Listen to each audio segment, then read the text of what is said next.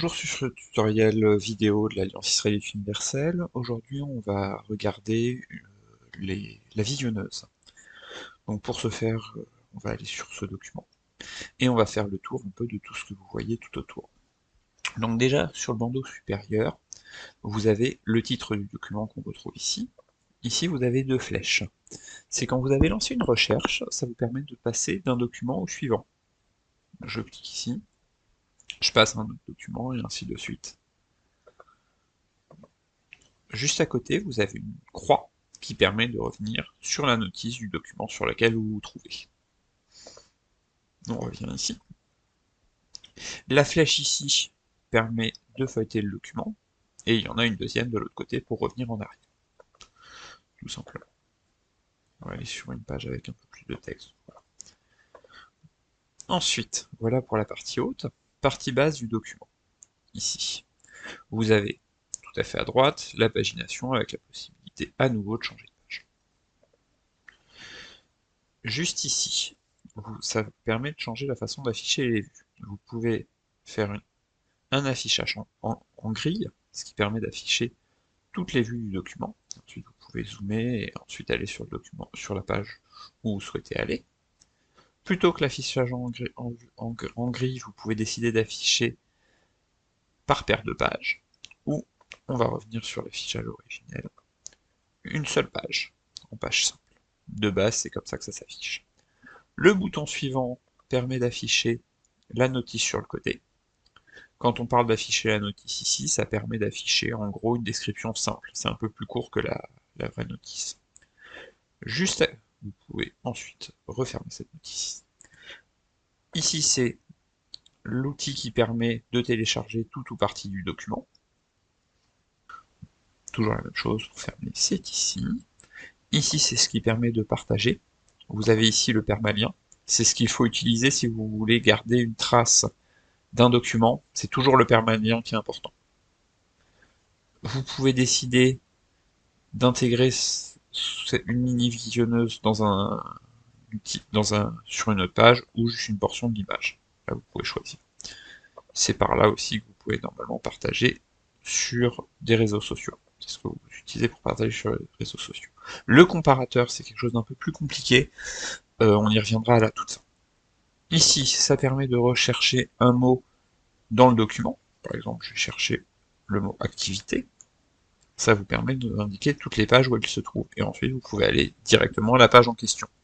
C'est un petit moteur de recherche beaucoup plus simple que que le moteur général.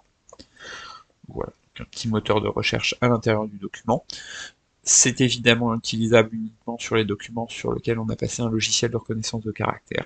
Ça va donc être sur tous les livres et sur la presse. Ça ne marche naturellement pas sur ce qui est manuscrit pour le moment. On espère que ça viendra.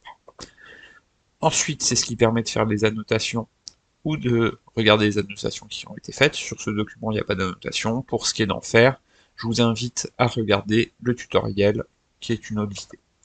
Ensuite ici, ça permet d'ajuster l'image. Trois outils.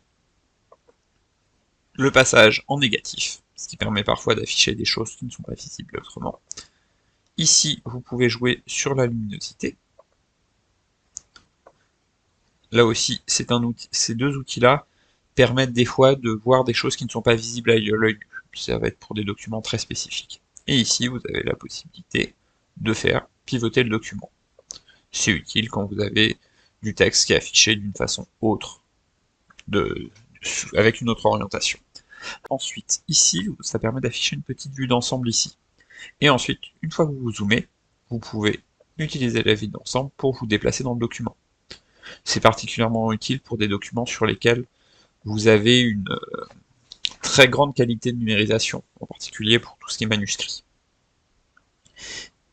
Ici, les deux boutons, c'est le zoom, et le bouton qu'on a zappé, zoom optimal.